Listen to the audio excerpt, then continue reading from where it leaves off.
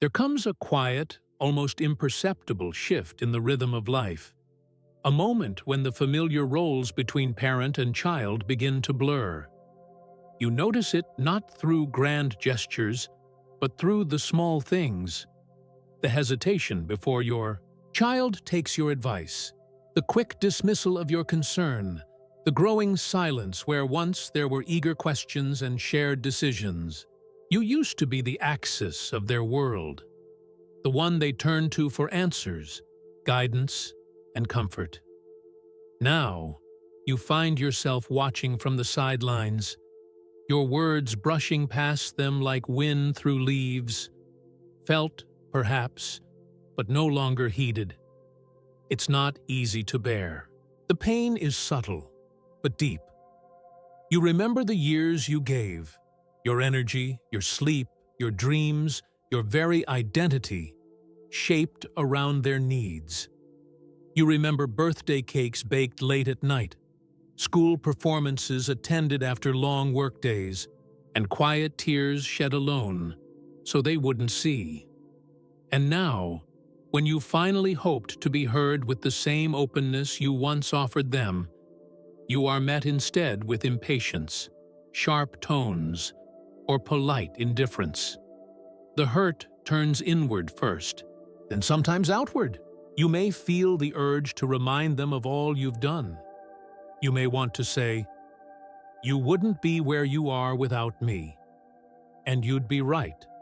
But saying it would likely push them further away. Because reminders that sound like guilt feel like burdens, and even love can get lost beneath the weight of blame. Resentment simmers, and dignity feels threatened.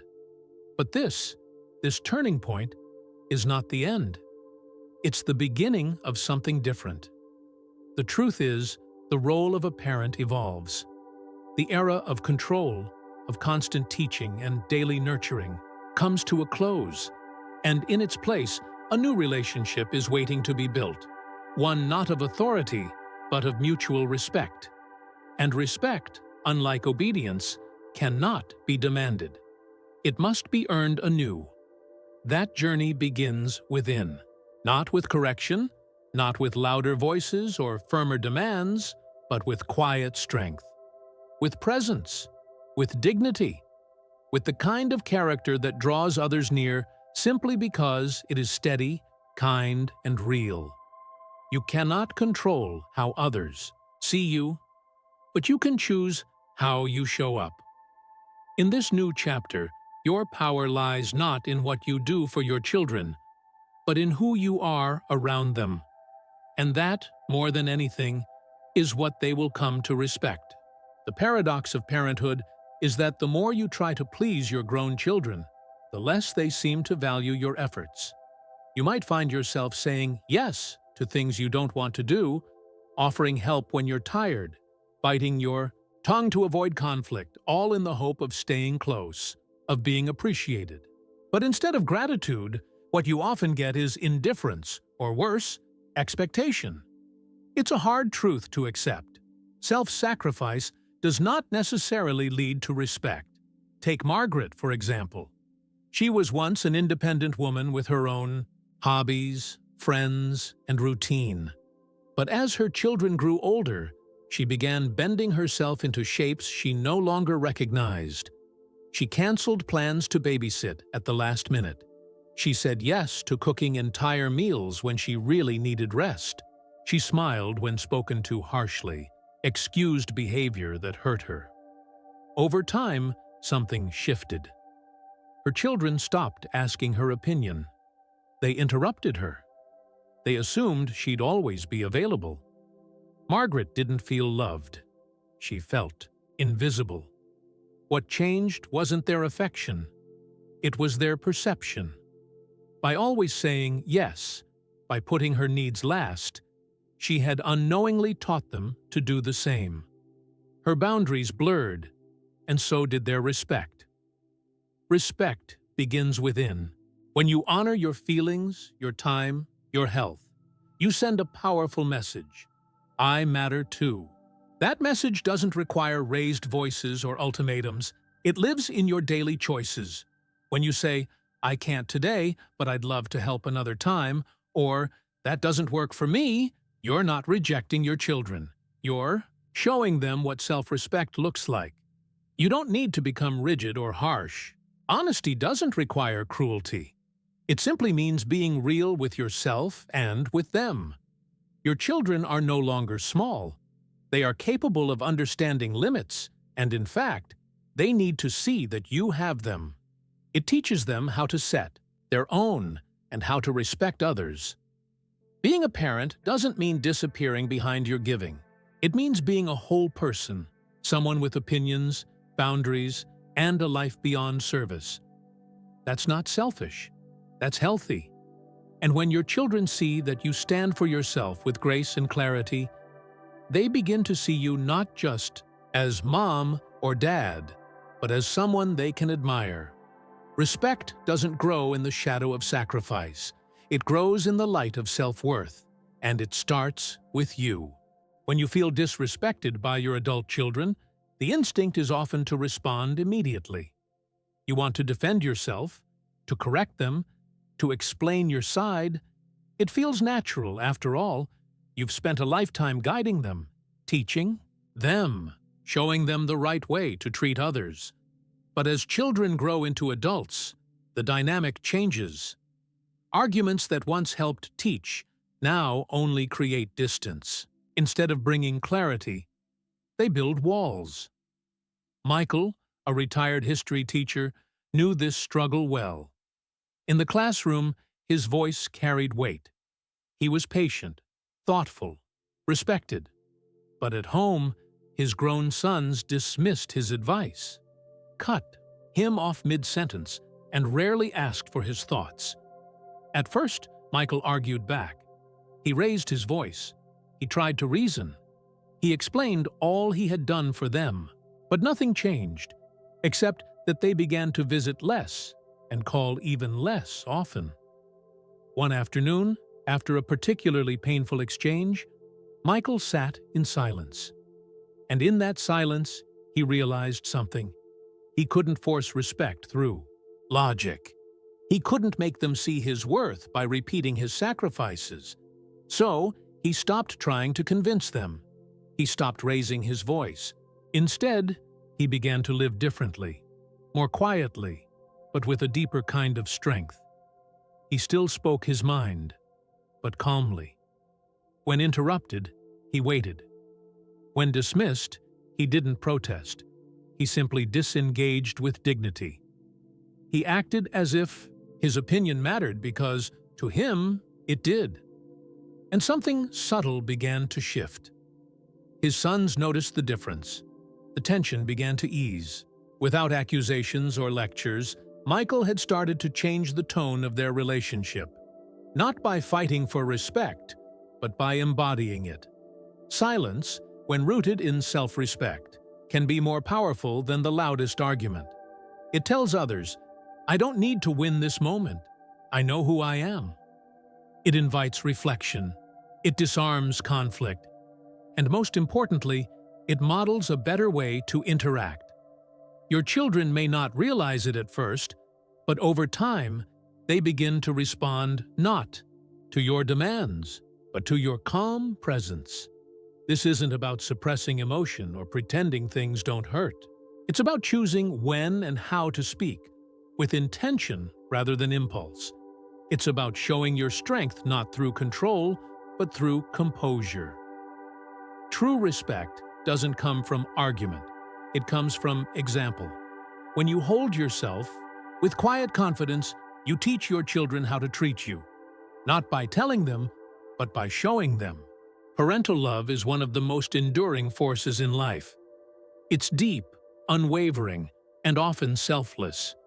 But over time, that very depth can quietly turn into something more complex, an emotional dependency. It starts innocently. You miss their calls. You look forward to their visits. You feel uneasy when days pass without a message. But then it grows. You begin to measure your mood by their attention, your value by their presence. And without meaning to, You place the weight of your happiness on their shoulders. This emotional dependence can strain relationships, not because the love is too much, but because the pressure is too heavy. Children, even grown ones, feel it.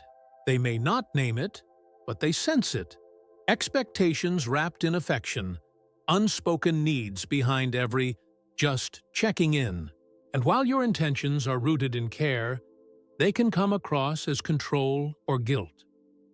Lillian, a widow in her 70s, once centered her entire world around her daughter and grandchildren. She cooked for them weekly, rearranged her life around their needs, and spent hours wondering why her daughter didn't call more often.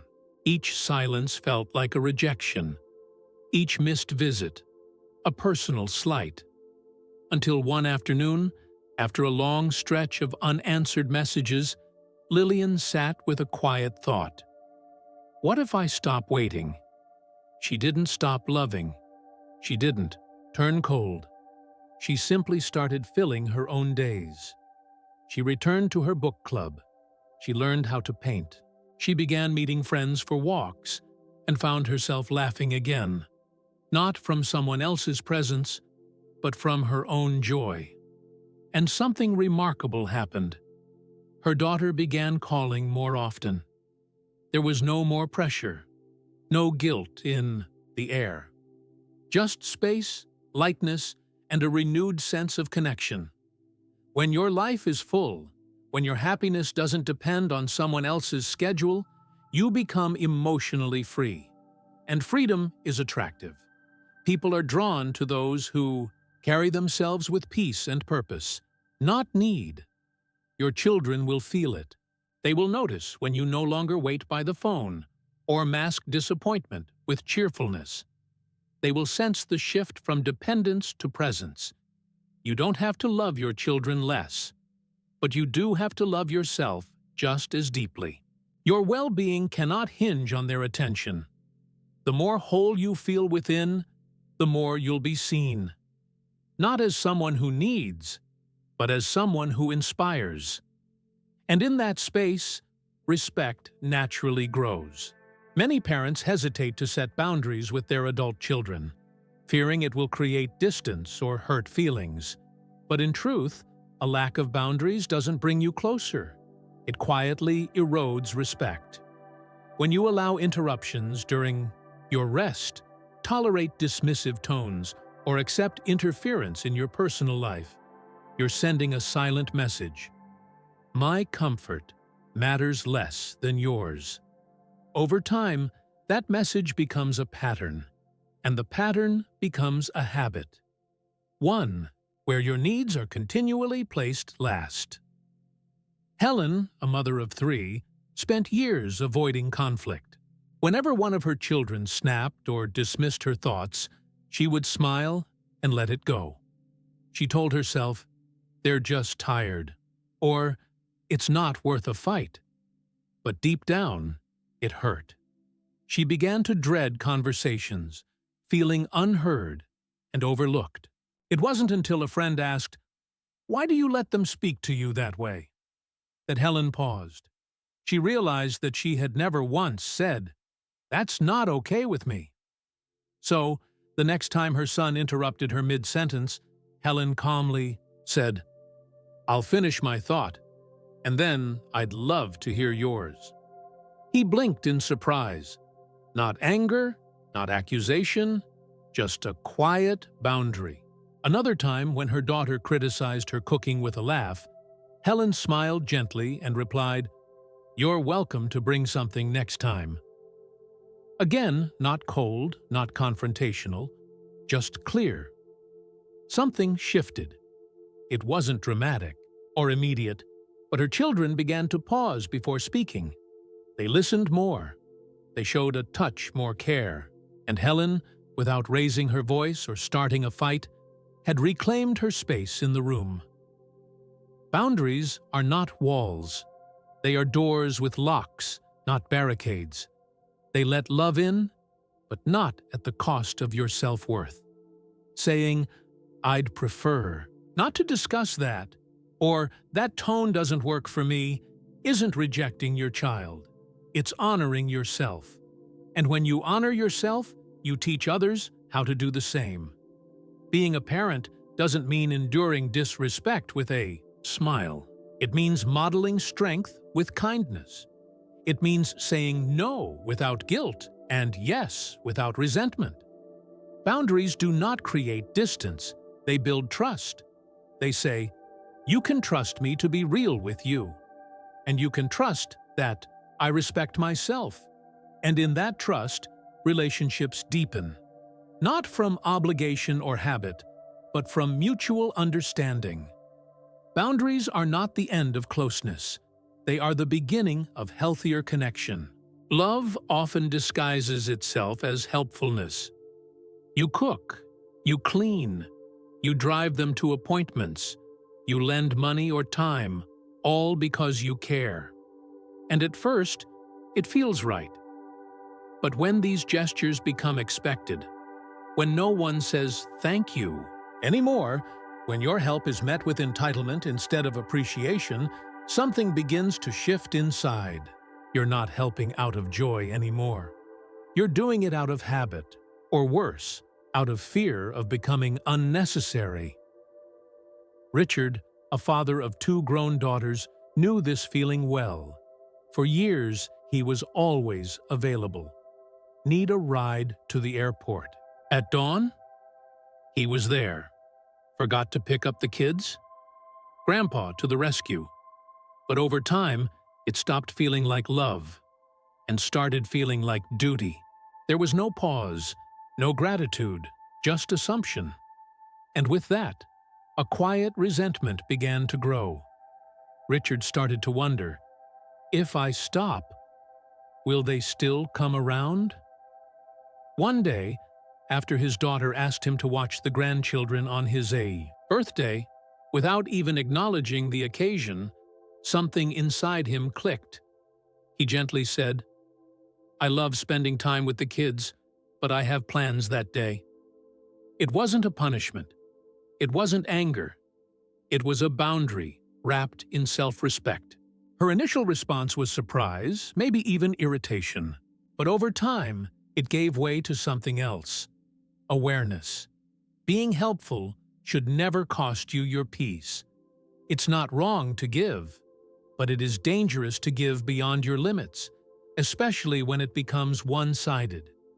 When kindness is met with expectation instead of recognition, the relationship becomes unbalanced. You're not being loved. You're being used, even if unintentionally. There's power in the pause. Saying, let me think about it, or I'm not available right now, teaches your children that your time is valuable. It doesn't mean love is gone. It means love includes you too. Help, when freely given and gratefully received, is beautiful. But when help is demanded, when your sacrifices are invisible, it's time to stop and reassess. You are not an endless resource. You are a person with needs, energy, and a right to rest. Children begin to respect what isn't always available. When they realize your presence is a gift, not a guarantee, they start treating it with care. And that care, genuine, chosen, and mutual, is the foundation of lasting respect. Love doesn't mean doing everything. Sometimes love means knowing when to stop. There is a quiet dignity in living a life that is your own. When children grow up and begin their separate journeys, many parents are left wondering, what now? The daily routines of care, the small responsibilities that once gave rhythm to your days, gradually fade. And in that space, a choice arises: to wait and hope for their attention, or to rediscover yourself. Eleanor, who had spent decades as a devoted wife and mother, found herself lost after her husband passed, and her sons moved away. For a while, she poured all her energy into staying connected, calling often, offering help, asking to visit. But the responses were lukewarm, sometimes delayed. she began to feel invisible. Not because her sons didn't love her, but because she had disappeared behind the role of mom, forgetting who she was beyond it. Then one day, she walked past a community center offering painting classes. Something stirred.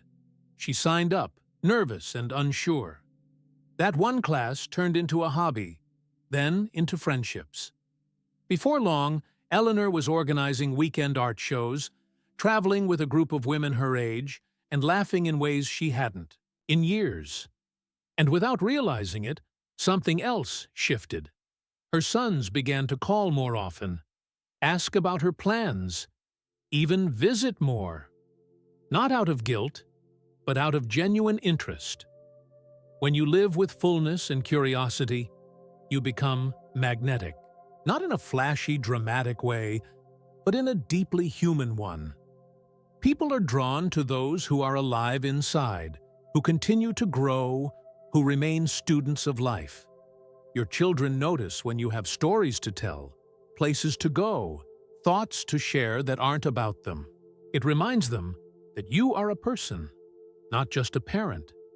A meaningful life doesn't end when your children move out. It changes shape. This is your time to explore, to learn, to heal, to laugh, to build something new. Whether it's gardening, volunteering, joining a book club, traveling, or starting something you've always put off. This is your chapter to write. You don't need your children's permission to live fully.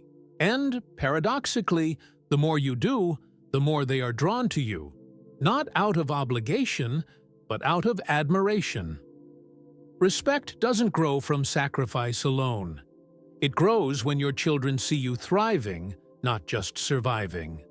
When you show them that life after parenthood is not empty but expansive, you become not just their parent, but their inspiration. And that is the most enduring legacy of all.